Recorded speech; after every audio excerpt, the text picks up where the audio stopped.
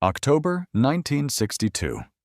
One wrong decision could have triggered a nuclear war capable of changing human history forever. A handful of different choices, made by a few individuals, could have transformed entire continents into radioactive wastelands. Beneath the stormy Atlantic Ocean, hidden from the world above, a Soviet submarine carried a deadly secret. Inside that submarine stood a man whose decision would influence the fate of millions. But who was he? And how close did we come to disaster? To understand his extraordinary choice that how close we came, we must return to the most dangerous confrontation of the Cold War.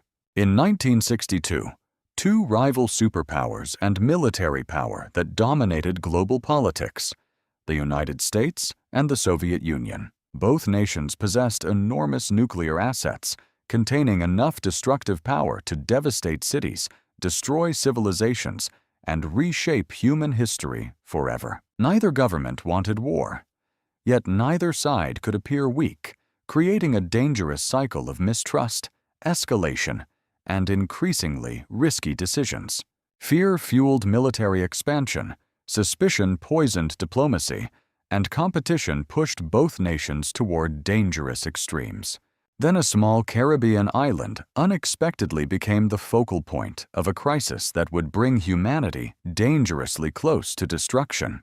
Located only 90 miles from Florida, Cuba occupied a strategic position that made American leaders increasingly concerned about regional security. Secret Soviet cargo ships crossed the Atlantic carrying military weapons while maintaining strict secrecy surrounding their true mission.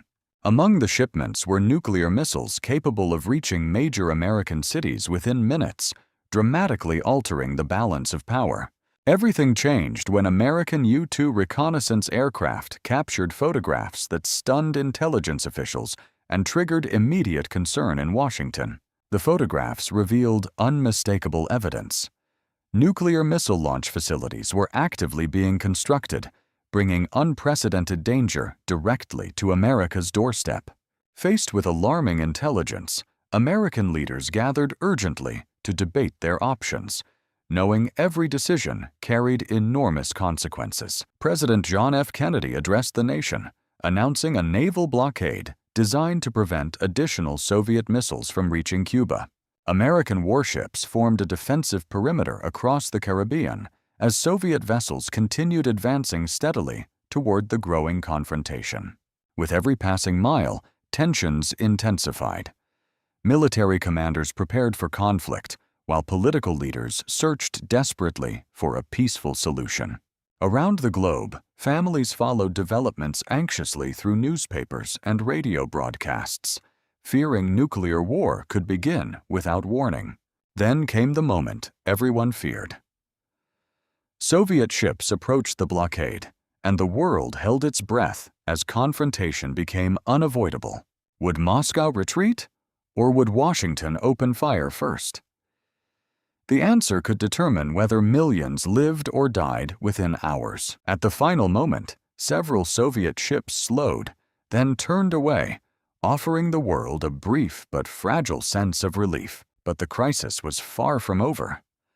October 27th would become the single most dangerous day of the entire Cold War.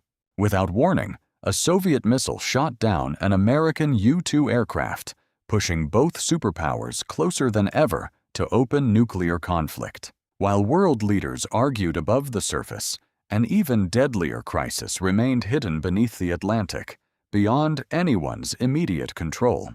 Surrounded by American destroyers dropping warning depth charges, a Soviet submarine believed nuclear war might already have begun on the surface.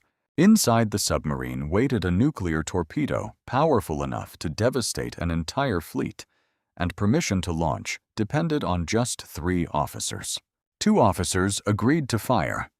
Only one refused, standing against immense pressure during perhaps the most critical decision in modern history. His name was Vasili Arkhipov.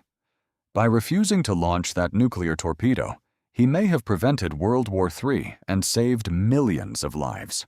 If you enjoyed this documentary, don't forget to like, share, subscribe, and turn on notification as we follow the stories shaping the future of our world.